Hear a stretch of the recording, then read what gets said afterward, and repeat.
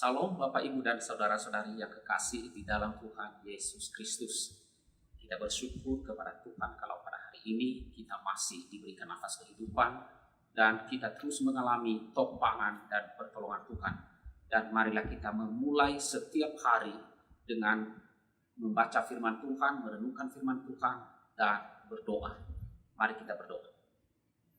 Tuhan Allah Bapa kami yang bertata dalam kerajaan surga, kami bersyukur kepadamu ya Tuhan untuk seluruh hidup kami yang Tuhan peliharakan hari lepas ke sehari. Terima kasih Tuhan, kami masih ada sampai sekarang ini, semua juga karena anugerah-Mu kepada kami. Ya Tuhan, pada hari ini, pagi ini, kami ingin merenungkan firman. Kami mohon kepadamu, kiranya Engkau melayakkan setiap kami.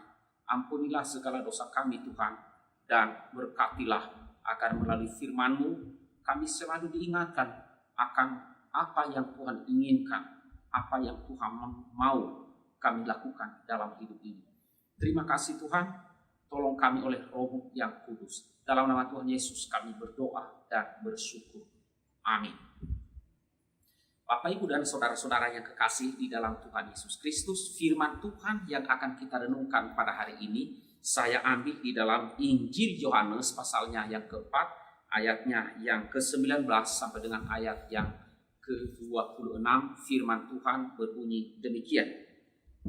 Kata perempuan itu kepadanya, Tuhan, nyata sekarang padaku bahwa Engkau seorang nabi. Nenek moyang kami menyembah di atas gunung ini, tetapi kamu katakan bahwa Yerusalemlah tempat orang menyembah. Kata Yesus kepadanya, Percayalah kepadaku, hai perempuan, saatnya akan tiba bahwa kamu akan menyembah Bapa bukan di gunung ini dan bukan juga di Yerusalem. Kamu menyembah apa yang tidak kamu kenal. Kami menyembah apa yang kami kenal. Sebab keselamatan datang dari bangsa Yahudi. Tetapi saatnya akan datang, dan sudah tiba sekarang, bahwa penyembah-penyembah benar akan menyembah Bapa dalam roh dan kebenaran. Sebab Bapa menghendaki penyembah-penyembah demikian. Allah itu roh, dan barang siapa menyembah Dia, harus menyembahnya dalam roh dan kebenaran. jawab perempuan itu kepadanya, Aku tahu bahwa Mesias akan datang, yang disebut juga Kristus. Apabila Ia datang, Ia akan memberitakan segala sesuatu kepada kami. Kata Yesus kepadanya, Akulah Dia yang sedang berkata-kata dengan engkau. Bapak Ibu dan Saudara-saudaraku yang kekasih di dalam Tuhan Yesus Kristus, fokus yang kita renungkan pada hari ini adalah di dalam ayatnya yang ke-21, percayalah kepadaku, saatnya akan tiba bahwa kamu akan menyembah Bapa bukan di gunung ini dan bukan juga di Yerusalem.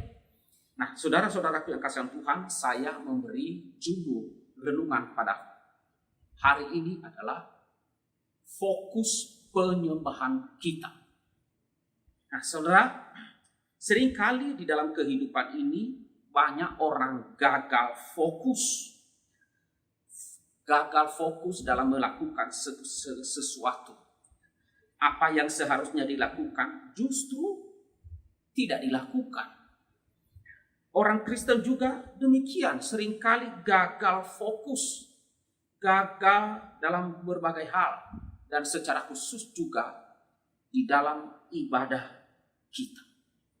Nah, saudaraku yang kasih Tuhan, di dalam bagian firman Tuhan yang kita baca dan renungkan pada hari ini, pada percakapan dengan Tuhan Yesus ini, perempuan Samaria menyampaikan atau mengatakan isu tentang ibadah. Dia berkata demikian, nenek moyang kami menyembah di atas gunung ini, tetapi kamu katakan bahwa Yerusalemlah tempat orang menyembah. Nah, saudara, ini apa yang dikatakan oleh perempuan Samaria ini adalah merupakan isu yang selama ini dipertentangkan oleh orang Yahudi dan orang Samaria. Mana yang lebih tepat beribadah? Di Gunung Gerizim atau di Yerusalem? Saudara, jawaban Tuhan Yesus membuat heran perempuan itu. Karena apa saudara? Karena Tuhan Yesus tidak memilih lokasi mana yang tepat. Tidak menyebutkan tempat yang tepat. Yesus tidak mengatakan, oh yang lebih tepat menyembah itu adalah di kota Yerusalem. Di mana di sana ada bait Allah. Tidak saudara. Penyembahan bukanlah masalah tempat. Sekali lagi, penyembahan kita itu bukan masalah tempat, melainkan masalahnya adalah siapa yang kita sembah.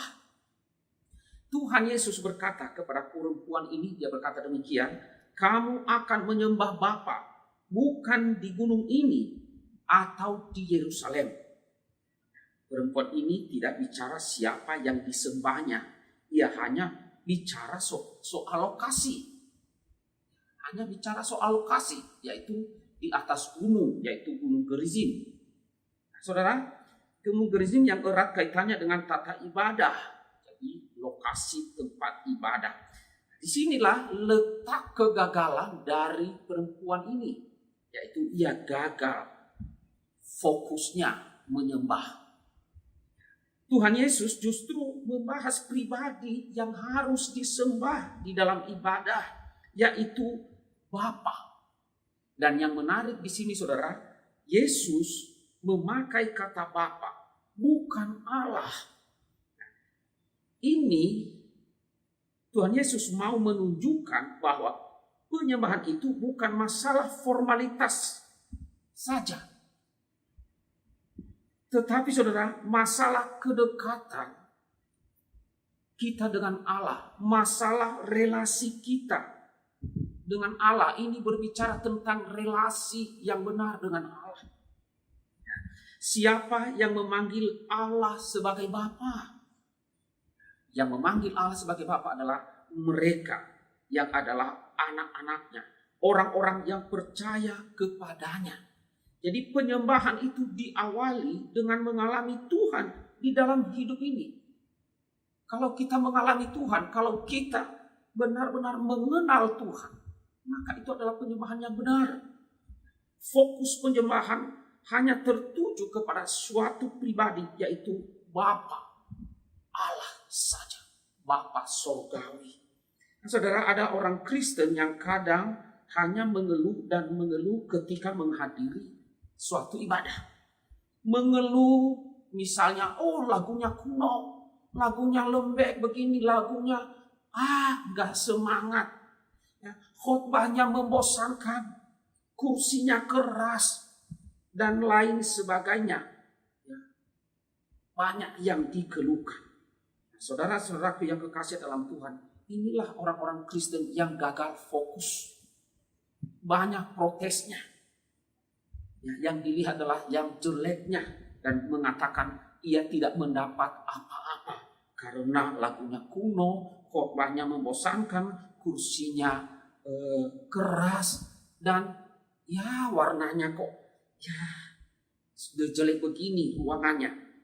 Saudara, saat fokus ibadah kita hanya pada tata cara ibadah, tempat, dan semua yang berkenaan dengan materi, sebenarnya fokus ibadah kita adalah diri kita sendiri dan bukan kepada Tuhan, bukan kepada Allah Bapa Surgawi.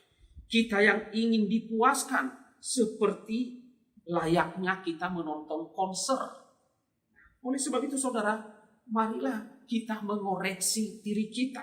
Sepatutnya kita yang telah dianugerahi kedudukan sebagai anak-anak Allah, memfokuskan penyembahan kita itu yaitu hanya kepada Bapa Surgawi, Allah kita, Allah yang telah menyelamatkan kita di dalam Tuhan kita Yesus Kristus.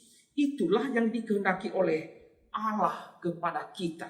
Ingat, jangan salah fokus lagi di dalam beribadah kepada Tuhan. Fokus kita adalah tujukanlah seluruh keberadaan kita untuk beribadah kepada Allah Bapa Surgawi. Amin. Mari kita berdoa. Tuhan Allah Bapa kami yang bertahta di dalam kerajaan surga, ya Tuhan, kami bersyukur kepadamu kalau pada hari ini kembali Tuhan mengingatkan setiap kami akan penyembahan kami selama ini. Ya Tuhan, seringkali kami ini seperti perempuan Samaria ini ya Tuhan, kami hanya melihat tempat ibadah atau lokasi ibadahnya atau ya ruangan ibadah, tetapi hati kami jauh daripada Tuhan. Kami bukannya datang menyembah kepadamu, tapi justru kami ingin memuaskan diri kami sendiri. Kami lupa bahwa yang harus menikmati ibadah kami adalah Engkau. Dan karena itu tolonglah setiap kami ya Tuhan, melalui renungan firman Tuhan pada pagi hari ini, mengingatkan kami, sebagaimana Engkau mengingatkan perempuan Samaria yang bercakap-cakap dengan Engkau di zaman dulu, bahwa penyembahan itu bukan soal tempat, bukan soal lokasi atau apapun, tetapi siapa yang kita sembah, kepada siapa beribadah, yaitu kepada Allah Bapa Surgawi, Bapa yang mengasihi kami, Bapa yang telah mengangkat kami menjadi anak-anak di dalam Tuhan kami Yesus Kristus. Tuhan tolong kami ya Tuhan, agar kami mengubah sikap kami. Bapa, kami juga berdoa kiranya Tuhan memberkati seluruh jemaat pada hari ini. Tuhan tolonglah, ada banyak jemaat yang sakit Tuhan. Ada yang sakit karena pendarahan, ada yang sakit oleh karena cuci darah atau tensi darah ataupun penyakit stroke. Kami berdoa, kami mohon pertolongan daripada Tuhan. Kiranya Tuhan menjamah mereka dan menyembuhkan. Kiranya Engkau mengulurkan tangan-Mu untuk memberikan mereka pemulihan dan kesembuhan. Demikian juga jemaat-jemaat yang juga berjuang untuk bekerja dan mencari nafkah untuk biaya kebutuhan hidup. Kiranya Tuhan juga yang terus menolong dan memberkati. Hamba berdoa memohon belas kasihan-Mu. Tuhan kasihanilah dan berkatilah jemaat-Mu. Berkatilah pekerjaan-pekerjaan jemaat. Berkatilah usaha-usaha jemaat.